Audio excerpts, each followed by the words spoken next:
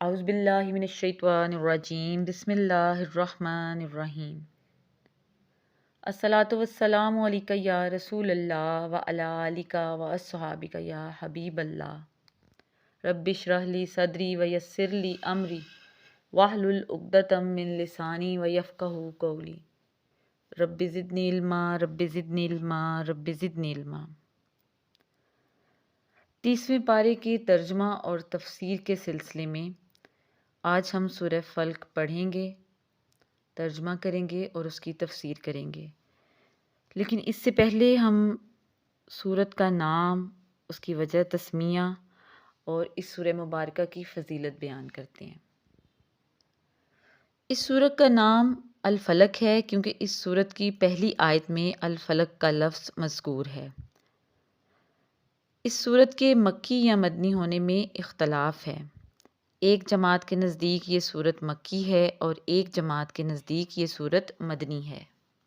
اس سے پہلے سورہ اخلاص میں اللہ تعالیٰ نے اپنی توحید کو بیان فرمایا تھا، اور اس سورت فلق میں اور اس کے بعد کی سورت ناس میں یہ بتایا ہے کہ اس جہان میں جو بھی شر ہے اس سے اللہ تعالیٰ کی پناہ مانگنی چاہیے۔ سورہ فلق اور سورہ ناس معوذتین کے نام سے بھی جانی جاتی ہیں۔ احادیث سے ثابت ہے کہ نبی اکرم صلی اللہ علیہ وآلہ وسلم ان دونوں صورتوں کو پڑھنے کی تلقین فرمایا کرتے، اور قل اعوذ برب الفلق کے بارے میں پیارے آقا صلی اللہ علیہ وآلہ وسلم نے فرمایا، تم کوئی صورت نہیں پڑھو گے جو اللہ کے نزدیک اس سے زیادہ محبوب اور اللہ کے نزدیک اس سے زیادہ بلیغ ہو۔ حضرت ابو سعید سے روایت ہے کہ رسول اللہ صلی اللہ علیہ وآلہ وسلم جنات کی نظر سے اور انسانوں کی نظر سے پناہ طلب کرتے تھے، حتیٰ کہ معوذتین نازل ہوئیں اور آپ نے ان کو شروع کر دیا اور ان کے ما سوا کو ترک کر دیا۔ اعوذ باللہ من الشیطان الرجیم بسم اللہ الرحمن الرحیم قل اعوذ برب الفلق من شر ما خلق ومن شر غاسق اذا وقب ومن شر النفاثات فی العقد ومن شر حاسد اذا حسد۔ قل اعوذ برب الفلق، آپ کہیے کہ میں صبح کے رب کی پناہ لیتا ہوں، من شر ما خلق، اس کی بنائی ہوئی ہر چیز کے شر سے، ومن شر غاسق اذا وقب، اور اندھیری رات کے شر سے جب وہ چھا جائے، اور گرہ میں بہت پھونک مارنے والی عورتوں کے شر سے، اور حسد کرنے والے کے شر سے جب وہ حسد کرے۔ اللہ سے پناہ طلب کرنے میں صبح کے وقت کی تخصیص کی وجوہات۔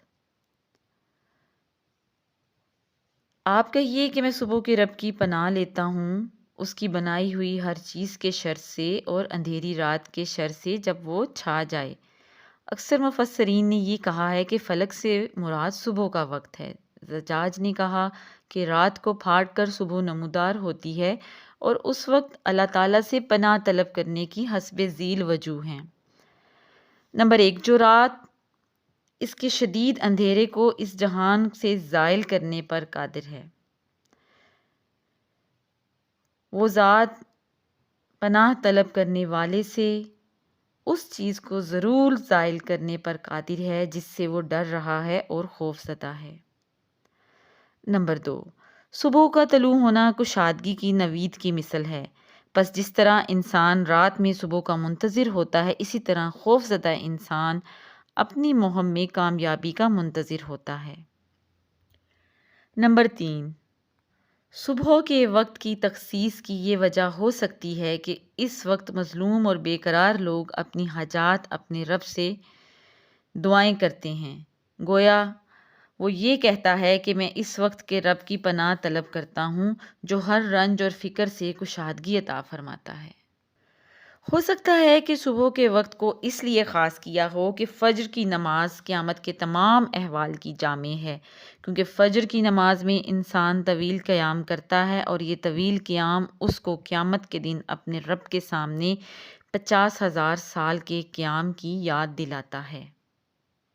اور انسان جب نماز میں امام کی قرات سنتا ہے تو وہ اس کو قیامت کے دن اپنے اعمال نامہ کی قرات کی یاد دلاتا ہے، اور جب انسان نماز میں رکوع کرتا ہے تو یہ اس کو اس وقت کی یاد دلاتا ہے جب مجرم اللہ کے سامنے سر جھکائے کھڑے ہوں گے، اور جب وہ نماز میں سجدہ کرتا ہے تو وہ اس کو اس وقت کی یاد دلاتا ہے جب کافروں کو سجدے کے لیے بلایا جائے گا اور وہ سجدہ نہ کر سکیں گے، اور جب وہ قدا میں دو زانو بیٹھا ہوگا تو یہ اس کو اس وقت کی یاد دلائے گا جب تمام امتیں گھٹنوں کے بل گری ہوں گی۔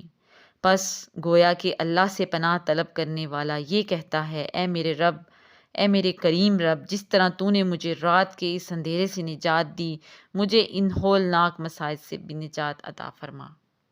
ارشاد باری تعالیٰ ہے، بے شک فجر کے وقت قرآن پڑھنے میں فرشتے حاضر ہوتے ہیں۔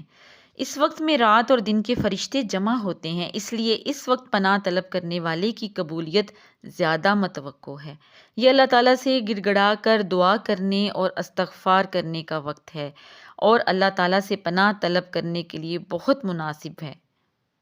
وَمِن شَرِّ النَّفَّاثَاتِ فِي الْعُقَدِ، اور گرہ میں بہت پھونک مارنے والی عورتوں کے شر سے۔ وَمِن شَرِّ حَاسِدٍ إِذَا حَسَدَ، حسد کرنے والے کے شر سے جب وہ حسد کرے۔ اس آیت میں نفاسات کا لفظ نفس کا معنی ہے، منہ سے ایسی پھونک مارنا جس سے کچھ لعاب کی آمیزش باہر نکلے، اور العقد عقدہ کی جمع ہے، اس کا معنی گرہ ہے۔ اس کا سبب یہ ہے کہ جب جادوگر جادو کے الفاظ پڑھنا شروع کرتا ہے تو وہ ایک دھاگا پکڑ لیتا ہے اور اس پر گرہ لگاتا ہے، اور جادو کے الفاظ پڑھ کر گرہ پر پھونک مارتا ہے اور گرے لگاتا جاتا ہے۔ اس آیت میں پھونک مارنے والے جادوگر کے لیے مؤنث کا صیغہ استعمال کیا گیا ہے، اور وجہ یہ بیان کی جاتی ہے کہ عورتیں زیادہ تر اس طرح کے عمل کرتی ہیں، اور دوسری وجہ یہ کہ مؤنث کا صیغہ اس لیے لایا گیا کہ اس سے مراد جادوگروں کی جماعت ہے، کیونکہ جب کئی جادوگر مل کر جادو کرتے ہیں تو اس کا اثر زیادہ ہوتا ہے۔ گروہوں پر پھونک مارنے کا اس سورہ کریم میں ذکر ہے۔ جادو کے کلمات پڑھ کر گروہوں پر پھونک مارنا باطل اور حرام ہے، لیکن اللہ کا کلام پڑھ کر کسی بیماری پر پھونک مارنا جائز ہے۔ حضرت عائشہ رضی اللہ تعالیٰ عنہما بیان کرتی ہیں کہ جب رسول اللہ صلی اللہ علیہ وآلہ وسلم بستر مبارک پر لیٹتے تو آپ اپنی مبارک ہتھیلیوں پر قل ھو اللہ احد اور معوذتین پڑھ کر پھونک مارتے، پھر ان ہتھیلیوں کو اپنے چہرے پر ملتے اور ان ہتھیلیوں کو جہاں تک آپ کے ہاتھ پہنچتے وہاں تک اپنے جسم مبارک پر ملتے۔ حضرت عائشہ رضی اللہ تعالیٰ عنہما نے کہا کہ جب آپ بیمار ہو گئے تو آپ مجھے اس طرح پھونک مار کر اپنی ہتھیلیوں کو ملنے کا حکم دیتے۔ اس سورہ مبارکہ کی آخری آیت میں حسد کا ذکر کیا گیا ہے۔ حسد کی تعریف یہ ہے کہ انسان کسی شخص کے پاس کوئی نعمت دیکھ کر یہ خواہش کرے کہ اس کے پاس سے وہ نعمت زائل ہو جائے، خواہ اس کو وہ نعمت ملے یا نہ ملے۔ اسی لیے اللہ تعالیٰ نے حسد سے پناہ مانگنے کا حکم دیا ہے، اور اس صورت میں ہر وہ شر داخل ہے جس کا انسان کے دین یا اس کی دنیا میں خطرہ ہو۔ اگر انسان کسی شخص کے پاس کوئی نعمت دیکھ کر یہ تمنا کرے کہ اس کے پاس بھی یہ نعمت رہے اور اللہ تعالیٰ مجھے بھی یہ نعمت عطا کر دے، تو اس کو رشک کہتے ہیں۔ رشک کرنا جائز ہے اور حسد کرنا حرام ہے۔ پیارے آقا صلی اللہ علیہ وآلہ وسلم کا فرمان ہے کہ تم حسد کرنے سے باز رہو، کیونکہ حسد نیکیوں کو اس طرح کھا جاتا ہے جس طرح آگ لکڑیوں کو کھا جاتی ہے۔ رسول اللہ صلی اللہ علیہ وآلہ وسلم نے ایک اور جگہ فرمایا، کسی مومن کے پیٹ میں اللہ کی راہ میں غبار اور جہنم کی حرارت جمع نہیں ہوں گی، اور نہ کسی بندے کے دل میں ایمان اور حسد جمع ہوگا۔ حسد وہ پہلا گناہ ہے جو آسمانوں میں اللہ سبحانہ کی نافرمانی میں کیا گیا، اور حسد جو اللہ تعالیٰ کی نافرمانی میں زمین پر کیا گیا۔ ابلیس نے حضرت آدم سے حسد کیا اور قابیل نے حابیل سے حسد کیا۔ حسد میں 5 خرابیاں ہیں۔ حاسد ہر شخص سے حسد کرتا ہے جس کو نعمت دی گئی ہو۔ نمبر 2، حاسد اللہ کی تقسیم سے راضی نہیں ہوتا۔ نمبر 3، حاسد اللہ کے فضل سے بخل کرتا ہے۔ نمبر 4، حاسد اولیاء اللہ کا برا چاہتا ہے اور ان سے نعمت کے زوال کی تمنا کرتا ہے۔ نمبر 5، حاسد ابلیس کا متبع ہوتا ہے۔ اللہ کریم سے دعا ہے کہ اللہ کریم ہمیں ہر طرح کے حسد سے محفوظ رکھے اور پیارے آقا صلی اللہ علیہ وآلہ وسلم کی سنت پر